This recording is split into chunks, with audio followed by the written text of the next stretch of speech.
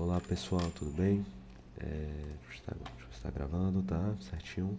Vamos lá responder a questão 11 sobre complexo, né? Um assunto bem interessante que a gente vê na disciplina de Química de Coordenação no ensino superior, tá? Que vai se tratar, né, das interações, das ligações que os metais de transição vão fazer com ligantes.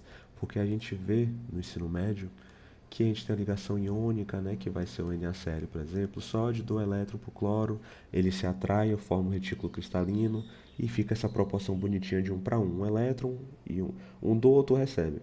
Só que no caso dos metais de transição, que possui o subnível D, né, vou dar um exemplo aqui do ferro,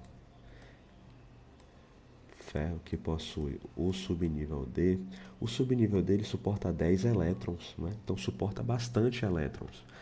E aí eu tenho os orbitais, né? Eu tenho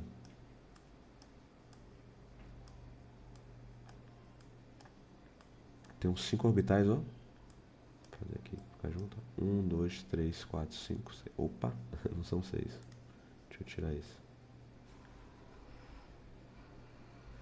Eu tenho 5 orbitais, né? Nesse subnível.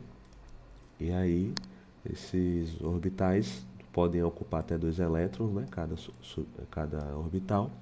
E aí pode, enfim, né? Tem esses elétrons pode ficar aqui. Então, esse elemento químico, que são os metais de transição, tanto ferro ou os outros, eles podem acomodar mais elétrons, tá bom? E fazer mais interações, mais ligações. Então aí eu vou formar complexos, tá bom? Então, em vez de ter um átomo só interagindo com o metal, eu vou ter, na verdade, olha aqui, ó, o cobalto, que é o metal de transição, ele vai estar interagindo com 6, olha aqui, 6 moléculas de monóxido de carbono. O cobalto aqui está interagindo com 6 moléculas de cianeto. Olha que loucura. Nesse caso, o níquel, agora é um elemento diferente, ele interage com 4. Olha aqui o 4. Ele interage com 4 moléculas. Isso tem a ver com um determinado metal de transição. Tem metal de transição que suporta mais ou menos elétrons e aí vai ter mais ou menos ligantes, tá bom? E aí eu sei a força desses ligantes, né, para eu saber se o complexo vai ser mais estável ou não. Eu consigo saber basicamente a partir do ligante, porque eu sei que o cobalto, eu posso tirar esse print aqui, ó. Eu sei que o cobalto ele é positivo, né? Ele é um metal, mesmo sendo metal de transição, ele é um metal. Então, o metal vai virar um cátion quando perde esses elétrons, né? Então, um cátion ele se atrai por uma carga negativa, por um ânion, não é? O cátion se atrai por um ânion. Então, quando eu tenho uma molécula que ela tem esse caráter negativo, é um ligante com carga negativa, vai se atrair muito mais forte do que um ligante que não tem uma carga negativa. Então aqui você vê que esse ligante ele é neutro, não tem uma carga negativa, tá vendo? Então essa atração não é tão forte. Nesse caso aqui, ó, eu tenho uma carga negativa, tá vendo? Olha a carga negativa aqui, que é o cianeto. Então, nesse caso, eu tenho um complexo mais forte, porque o meu ligante ele vai ser um ligante mais forte devido a essa devido a esse caráter, né, negativo que ele vai ter, esse excesso de elétrons aí no seu ligante. Isso vai ter uma interação muito maior com os cátions, tá bom? E aqui vejam que eu tenho menos moléculas de cianeto, ou seja, eu tenho menos moléculas negativas. Então, esse complexo vai ser estável, certo?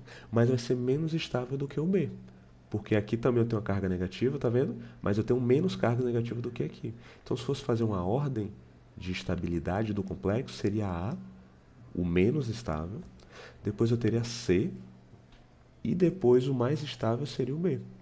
Tá bom? Aqui na ordem de estabilidade. Beleza?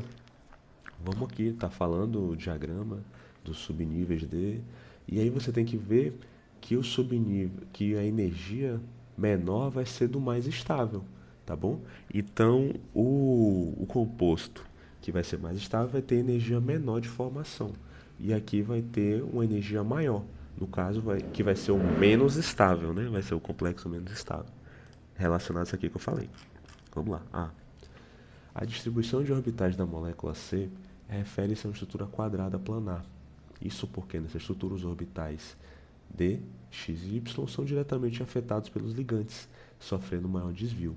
E aí, pessoal, posso continuar lendo aqui, mas ele está falando algo teórico, tá bom? Isso é algo que encontra em livros e isso é verdade, tá bom? A molécula C, que vai ter essa estrutura aqui, ela possui a geometria quadrado-planar, tá bom? Isso está relacionado aos ligantes que eu vou ter e os elétrons, né, uma nuvem de elétrons e tal. Então isso é verdade, tá bom?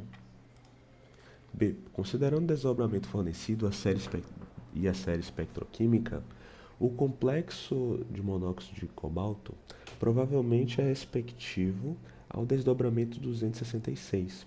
Isso porque o cianeto tem desdobramento significativamente maior, visto que sua carga negativa causa maior repulsão. Falso. Falso. É o contrário, pessoal. O cianeto não vai causar maior repulsão, ele vai causar maior atração.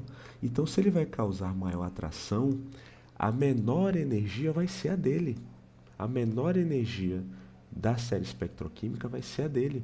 Então, ele está falando que o monóxido vai ter a menor a série espectroquímica. Então, é falso. O menor vai ser do composto B. Lembra que a gente falou que ele é o mais estável? Então, ele vai ter menor energia. Qual que é a energia verdadeira do composto A que ele fala? 335, tá bom? Então é falso. O cianeto vai ter menor energia do que esse monóxido, tá bom? E aí você explica a partir de tudo isso que eu já falei. E você vai ver que o C vai explicar exatamente isso, olha aí. Na realidade, o complexo monóxido de cobalto não é estável, pois o íon cobalto positivo, que é um cátion, né, tende a ser estabilizado por ligantes com carga negativa, verdade.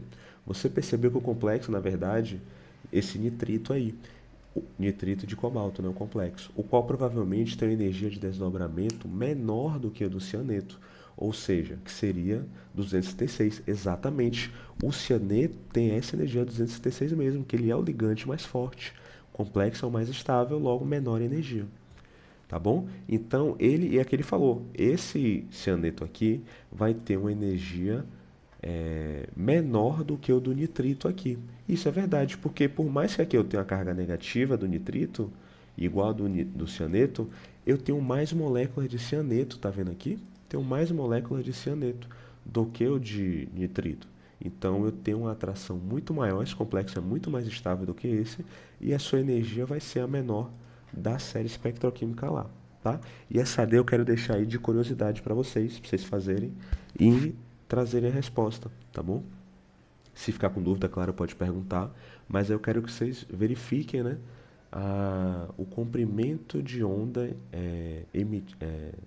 emitido, né, dos dois complexos, e aí você vai olhar lá na, naquele diagramazinho, né, da, da cor baseado no comprimento de onda.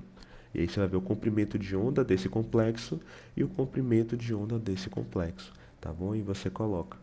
Só tem em mente, né? Esse composto vai ser um composto mais estável, não é isso?